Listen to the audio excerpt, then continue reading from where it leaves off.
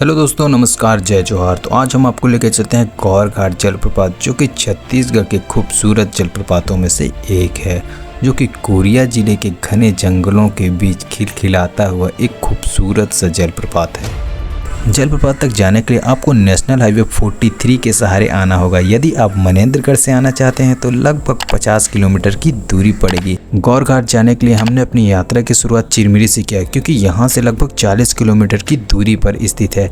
और जैसे ही आप नागपुर क्रॉस करेंगे आपको महाराजपुर टोल प्लाजा देखने को मिल जाएगा।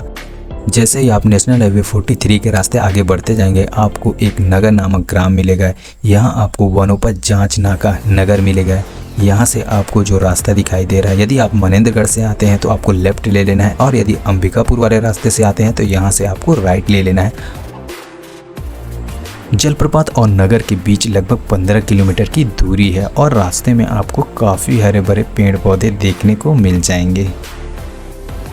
गौर घाट जलप्रपात की लोकेशन को यदि आप देखेंगे तो यह तहसील सोनहत की ग्राम पंचायत तर्रा से लगभग 6 किलोमीटर की दूरी पर स्थित है। जैसे ही मंजिल की ओर आप धीरे धीरे बढ़ते जाएंगे आपको इस उबड़ खाबड़ वाले रास्ते का सामना करना होगा, क्योंकि बरसात के मौसम में ये आपका पीछा तो छोड़ेगा ही नहीं। इसकी लंबाई लगभग 5 किलोमीटर की दूरी है, और यह बरसात के मौसम में काफ़ी कीचड़ हो जाते हैं, और यदि आप कार लेके आते हैं तो आपका चक्का भी फंस सकता है, तो सावधान हो जाएं।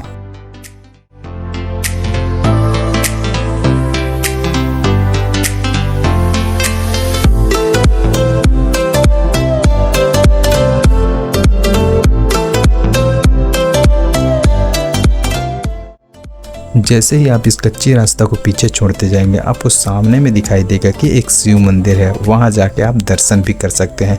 दरअसल हम लोग जिस समय पे गए थे वहां ना तो कोई पुजारी था ना कोई और आदमी था। दरअसल वहां कोई आदमी ही नहीं थे, और हम लोगों ने भी बाबा भोलेनाथ का आशीर्वाद लिए, क्योंकि गेट तो बंद था, तो बाहर से ही दर्शन किए और आगे की ओर बढ़ते गए। जैसे ही आगे बढ़ते हैं हम लोगों को दिखाई देता है कि काफ़ी छोटे छोटे घरनुमा संरचना भी बना दिया गया है। तो हम लोग सोच रहे थे यहाँ कौन बना दिया है, तो हम लोगों को पता चला कि ये पर्यटकों के लिए ही बनाया गया है। यदि आपको बरसात से बचना है तो आप यहाँ घुस सकते हैं। ये जो छोटे छोटे परिवर्तन किए गए हैं इसकी खूबसूरती को आप यहाँ आकर के देख सकते हैं। और जैसे ही हम लोग धीरे धीरे आगे की ओर बढ़ते जाते हैं हम लोगों को झनझनाहट की आवाज़ें तेजी से सुनाई देने लगती है, और देखते हैं तो एक खूबसूरत सा जलप्रपात है जो कि गौर घाट है। जैसे ही आप जलप्रपात के निकट जाते जाएंगे आपको दिखाई देगा कि वहाँ सामने में ही एक रेलिंग बना दिया गया है। दरअसल यह सुरक्षा को लेकर बनाया गया है, ताकि यहाँ से कोई नीचे कूद ना जाए या गिर ना जाए। और देखेंगे कि यहाँ पे एक व्यू पॉइंट भी बनाया गया है, जहाँ ऊपर चढ़ के आप यहाँ का पूरा व्यू का नज़ारा भी ले सकते हैं।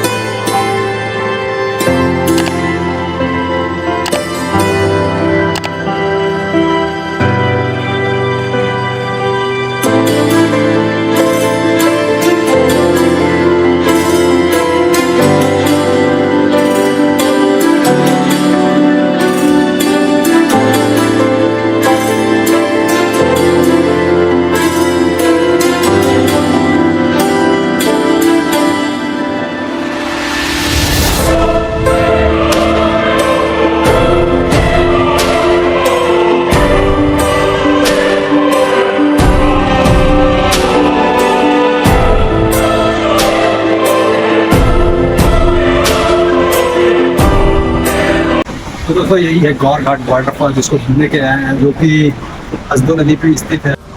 तो दोस्तों करना चाहते हैं कुछ धमाल तो चले आइए वाटरफॉल, क्योंकि बरसात के मौसम में यहाँ पानी की मात्रा देखने को आपको काफ़ी ज़्यादा मिलेगी। और यदि ऑल सीजन में आते हैं तो आप जनवरी से फरवरी के मौसम में आ सकते हैं, क्योंकि उस समय पानी का लेवल कम रहता है, जिससे कि आप नीचे की ओर भी जा सकते हैं। और आपके जाने के लिए यहाँ सीढ़ी भी बना दिया गया है। सीढ़ी के साथ ही यहाँ देखेंगे कि वाटरफॉल के नज़दीक यदि पानी कम रहता है तो आप वहाँ जाके देखेंगे तो यहाँ गुफानुमा संरचना भी देखने को मिल जाएगा, जो कि पानी के लेवल कम रहे तो वहाँ जा सकते हैं। तो दोस्तों गौर घाट घूमने के बाद हम सभी निकल जाते हैं अब घर की ओर, क्योंकि रास्ते में एक और वाटरफॉल था जहां हम लोगों को घूमना था। तो चलिए आपको भी दिखाते हैं उस वाटरफॉल को। शासन से अनुरोध है कि रोड बनाएं। ऐसे ऐसे जगह में तो रोड नहीं रहता है। तो दोस्तों यह वाटरफॉल काफ़ी छोटा है। यदि आप गौर घाट जाते रहेंगे तो आपको रास्ते में ही पड़ेगा। यह नगर से मात्र 1 किलोमीटर की दूरी पर है। तो दोस्तों यदि आपको इस वाटरफॉल के मेन पॉइंट तक जाना है तो आपको काफ़ी नीचे जाना होगा, जो कि व्यू भी काफ़ी बेहतरीन है। तो दोस्तों फिलहाल हम लोग तो उस पॉइंट तक जा नहीं पाए। यदि आप गौर घाट जाते रहते तो रास्ता में ये पॉइंट आपको दिख जाएगा, तो वहाँ तक एक बार जा सकते हैं।